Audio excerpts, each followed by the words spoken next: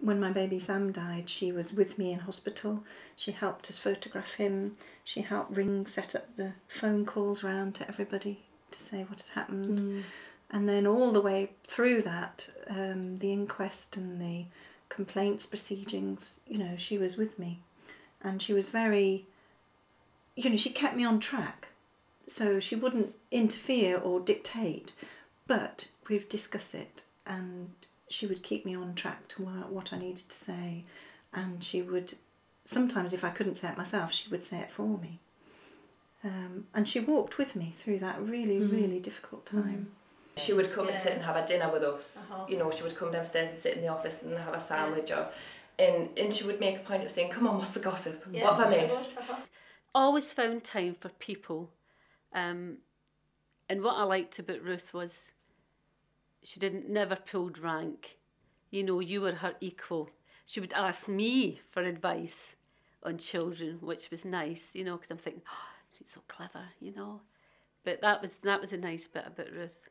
You have like a relationship with all the GPs to an extent, but not all of them would necessarily know when your child's birthday was and how you feel about certain things. She went over and beyond, and I would probably say she was a friend more than a colleague, because she made herself be. She was, you know, a friend to everyone.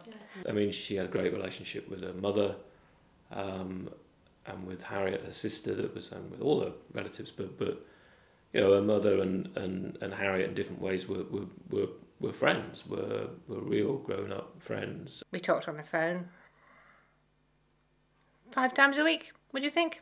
Something like that, 4 or 5 times a week. And it wasn't just the chat, you know, "Mummy, you all right?" or "How are the kids?" It was sometimes we talked for half an hour. And that's very valuable when your children are grown up. In a fit of enthusiasm, I decided I'd take all the children to Bristol Zoo by train and bus. 4 children, well, I thought was a bit ambitious, really. And Ruthie, I suppose she was 5 or 6 at the time, quite young. And on the way back, I had a very successful day. Nothing went wrong. I didn't lose anybody. Nobody got eaten by lions or anything. On the way back on the train, she wanted to spend a penny. But there was no way she was going to spend a penny on the train. Absolutely nothing I could do could get her to do that. And I realised, you know, when Ruthie decided she wasn't going to do something, then she wasn't going to do it. I was always the baby in the family, but Ruth was the closest to me in age, so, you know, it was 4 years older. And her and Ben and, you know, Harriet always looked after me. I remember Ruthie and you know, all the Bridgewater kids being just incredibly, you know, vibrant and energetic, and really sort of this sense of engagement, kind of, you know, bright as a diamond, and really, you know, again, throughout all these things, sort of her character really comes across. But I decided my job really with Ruthie, as with all the other children, would teach them the sort of things that they probably wouldn't get from their mother.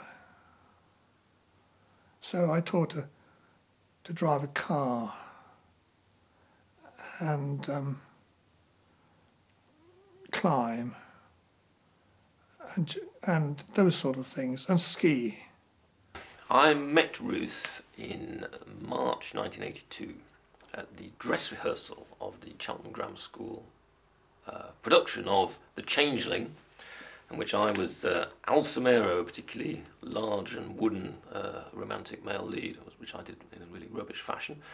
And Ruth was a unscripted dancer with some other girls to run about the stage and look happy at certain points. And in the dress rehearsal in the music room of the school, she came up to me, and I needed eye makeup putting on, which I was terrible at doing, and offered to do that, and asked me to put on sort of big draw red circles on her cheeks for her sort of costume, and she clearly had singled me out, and that was how we met. And they just gelled, but they were so good at each giving each other the space and the wish that they should do what they wanted to do. I would say Ruth was very unusual in having stayed with the boyfriend that she met at school. And he moved up, Nick moved up to Newcastle after he took his degree at Oxford University.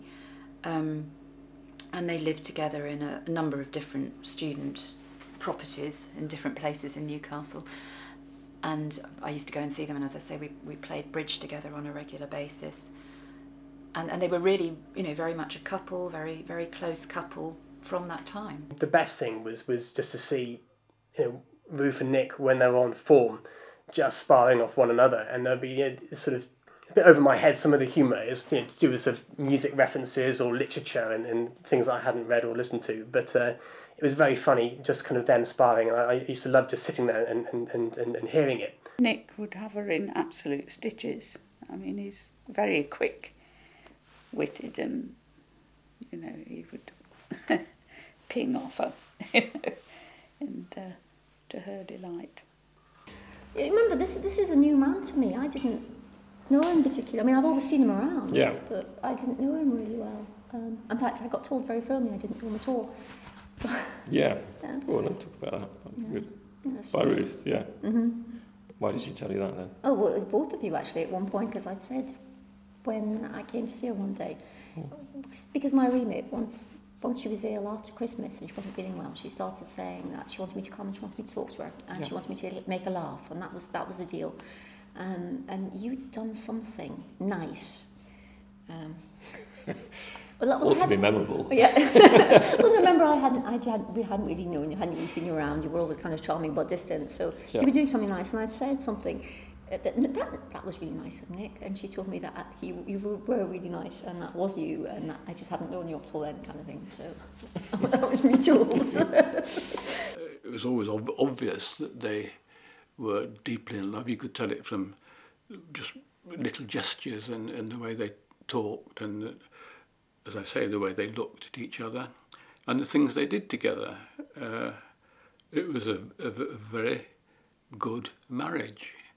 They just were right for each other. Ruth always used to stand out as a beacon of individuality. She would be there with her shock of bright red hair or pink hair or whatever colour that she'd chosen to dye it. She always wore brightly coloured clothes. She was never dour at all, and she really did stand out, and I thought, I want to get to know her. She's a very interesting lady. Ruth was also my partner in crime on inappropriate expenditure on designer labels. Great to go shopping with. Great to go shopping with. She'd always have an eye to pick something out. She made me buy this jacket, for instance. Perfect, Mum, she'd say.